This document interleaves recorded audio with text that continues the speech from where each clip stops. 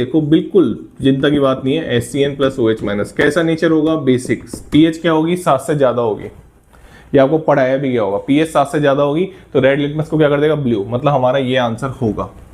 ऐसे चेक करना है आपको, हर क्वेश्चन को ऐसे ही चेक करना है। वीक पार्ट से आया हाइड्रोलाइसिस होगा, स्ट्रॉन्ग पार्ट से आया हाइड्रोलाइसिस नहीं होगा। बात समझ में आ गई? चलिए अब जैसे K2SO4 है, अब K2SO4 में अब मेरे हिसाब से आप दोनों ही, आप सबको यही समझ में आ रहा होगा कि सर K2SO4 में, अब मैं फटाफट करूंगा ठीक है, क्योंकि मैंने कॉन्सेप्ट समझा दिया है।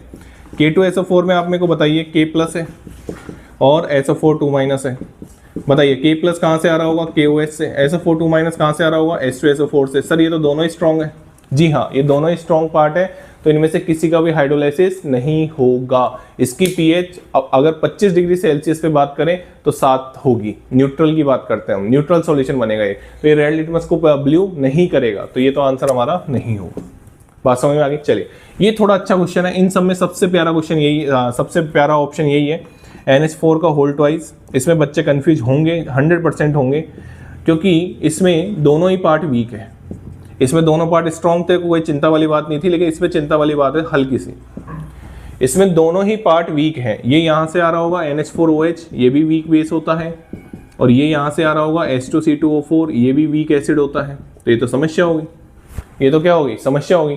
तो मैं आपको आपकी जानकारी के लिए बता देता हूं कि यहाँ पे जो कैटाइनिक हाइड्रोलाइसिस होगा वो डोमिनेट करेगा, और जब कैटाइनिक हाइड्रोलाइसिस डोमिनेट करेगा तो हल्का सा एसिडिक होगा, और हल्का सा एसिडिक होगा तो ये रेड लिटमस को ब्लू नहीं करेगा। वैसे तो आप वीक एसिड और वीक बेस का सॉल्ट है, ये क्या क्या बोलते हैं इसको? वीक एसिड और वीक बेस का सॉल्ट है। लेकिन मैं आपकी जानकारी के लिए बता दूं कि इस क्वेश्चन को आप या तो तुक्का मार के आते हैं, या आपको पता होना चाहिए था कि NH4 प्लस का जो हाइड्रोलाइसिस है वो यहाँ पे डोमिनेट करेगा। बात समझ में आ गई? चलिए, तो ये थोड़ा अच्छा ऑप्शन मैं इसको बोल सकता हूँ। NaCl न्यूट्रल होगा, हर किसी को पता है, बताने की जरूरत नहीं है। NaOH और HCl, NaOH तो बेस हो जाएगा, HCl एसिड हो जाएगा। आगे बढ़ते हैं मेरे हिसाब से। अब अगर उधर देखें ZnNO3 के होल ट्वाइस को, तो आराम से अगर आप देखें तो वो भी सिंपल ही है, आराम से देखें।